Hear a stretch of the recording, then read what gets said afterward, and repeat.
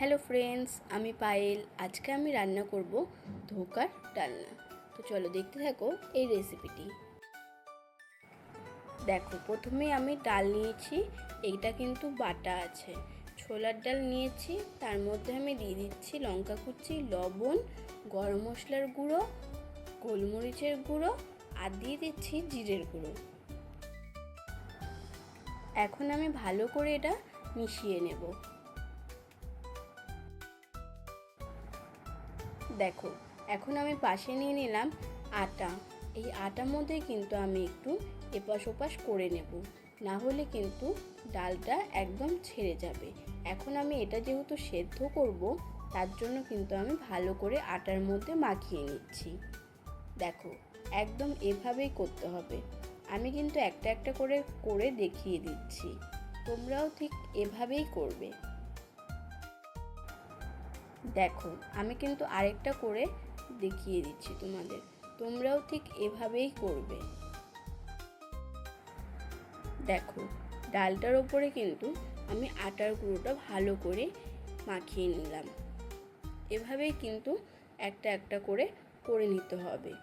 যদি আমি এই আটার গুঁড়োটা না মাখিয়ে নিই, তাহলে কিন্তু জলে দিতে দিতেই কিন্তু এই ডালটা একদম গলে যাবে। দেখো, এখানে আমি তিনটা কিন্তু করে নিলাম। তোমরা তোমাদের সাইজ অনুযায়ী করে নেবে। আমি একটু লম্বা মতো করে কিন্তু করে নিয়েছিলাম। দেখো, আমার কিন্তু এখানে তিনটেই করা কমপ্লিট হয়ে গেল। এখন আমি জল গরম করে নিয়েছি, তার মধ্যে দিয়ে দিলাম সাদা তেল আর লবণ। এখন একে একে কিন্তু আমি ধোকাগুলোকে দিয়ে দিচ্ছি। দেখো, এগুলো কিন্তু এখন একটু সেদ্ধ করে নেব, ঠিক 7 থেকে 8 মিনিটের মতো। এই লবণ আর তেল দেওয়ার জন্য কিন্তু নিচে লেগে ধরবে না। দেখো, আমি কিন্তু একটু নাড়াচাড়াও করে দিলাম, একদম কিন্তু লেগে ধরেনি। দেখো, 7-8 মিনিট কিন্তু সেদ্ধ করার পরে আমি নামিয়ে নিচ্ছি।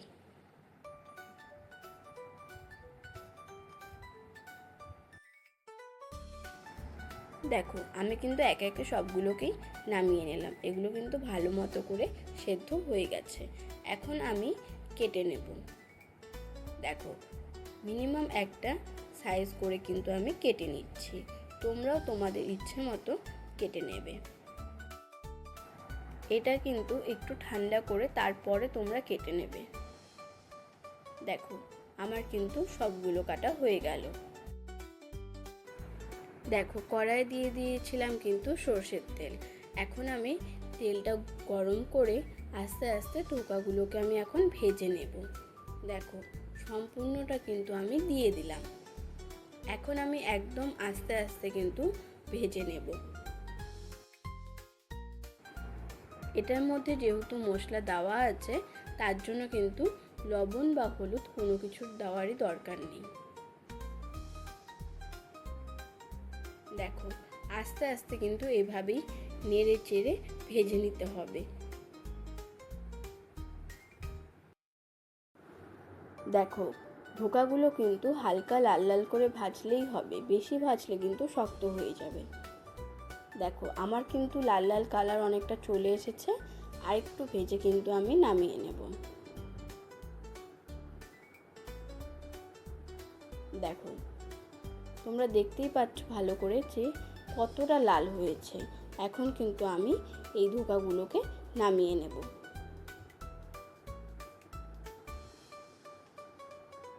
তোমরাও ঠিক এভাবেই করবে। দেখো, এখন আমি ওই তেলেই কিন্তু দিয়ে দিলাম আলুগুলো। এখানে আর আজকে আমি ফোড়ন দিলাম না, কারণ এখানে ফোড়নটা না দিলেও কিন্তু হয়ে যাবে। আলুর মধ্যে দিয়ে দিচ্ছি লবণ আর হলুদ। দেখো, আলুটাও কিন্তু আমি হালকা হালকা করে ভেজে নেব। আজকে কিন্তু আমি একদম নিরামিষভাবে এই ধোকার ডালনাটা করে দেখাচ্ছি। তোমরাও কিন্তু নিরামিষের দিনে ট্রাই করবে। আর আমি যেভাবে করলাম এইভাবেই করবে, তাহলে কিন্তু একদম পারফেক্ট হবে। দেখো আলুটা ভেজে কিন্তু আমি এখন এখানে টমেটো কুচি দিয়ে দিলাম। এই টমেটোটাও কিন্তু আমি আস্তে আস্তে ভেজে নেব।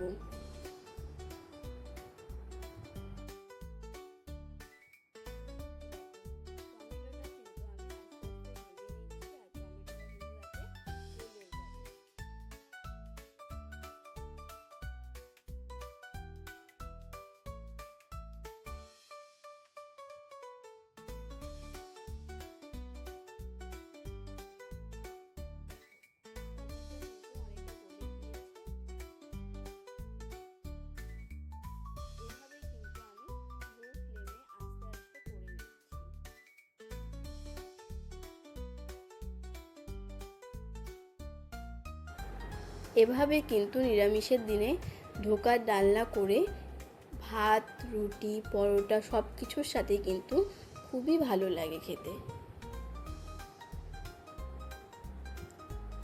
দেখো এখন আমি দিয়ে দিলাম চেরা কাঁচা লঙ্কা।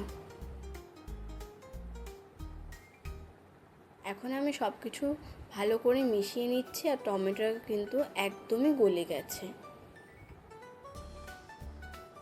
দেখো এখন এখানে দিয়ে দিচ্ছি জিরে বাটা। এই জিরেটার মধ্যে কিন্তু আমি একটু লঙ্কাও বেটে নিয়েছি। দেখো এখন একদম লো টু মিডিয়াম ফ্লেমে আমি আস্তে আস্তে নেড়ে চেড়ে কিন্তু ভেজে নিচ্ছি। দিয়ে দিলাম এর মধ্যে পরিমাণ মতো হলুদ।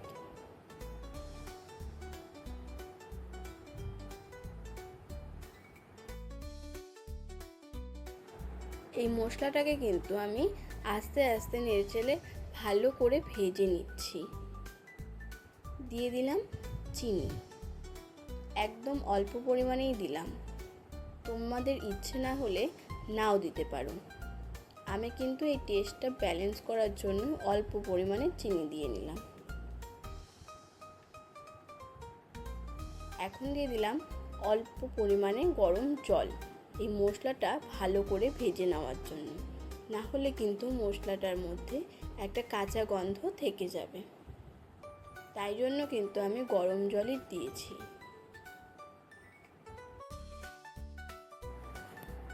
দেখো ভালো করে কিন্তু এখন আমি মশলাটাকে ভেজে নিচ্ছি। দেখো মশলা থেকে কিন্তু তেল বেরিয়ে গেছে। এখন আমি দিয়ে দিলাম গরম জল। দেখতেই পাচ্ছ জলটা আমি ঠিক কতটা দিয়েছি। ধোকাগুলো দেওয়ার পর কিন্তু জলটা কিন্তু টেনে নেবে। দেখো এখন আমি ঢাকা দিয়ে কিন্তু 4 থেকে 5 মিনিট রেখে দিয়েছি। আলুগুলো কিন্তু সেদ্ধ করে নিয়েছি। দেখো এখন আমি ভেজে রাখা ধোকাগুলো দিয়ে দিলাম। এগুলো কিন্তু অনেকটা ঝোল টেনে নেবে, যেহেতু এটা ডালের তৈরি তো তার জন্য ঝোলটা কিন্তু একটু বেশি দিতে হবে।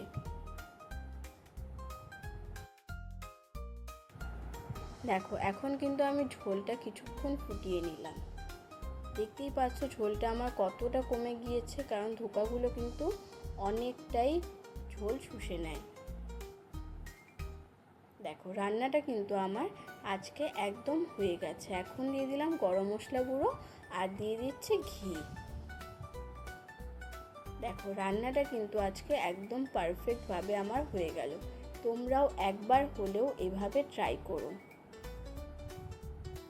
দেখো কতটা সুন্দর হয়েছে, দেখে বুঝতেই পারছো। দেখো এই রান্নাটা যদি ভালো লাগে তাহলে কিন্তু লাইক এবং আমার এই চ্যানেলকে সাবস্ক্রাইব করে দিও।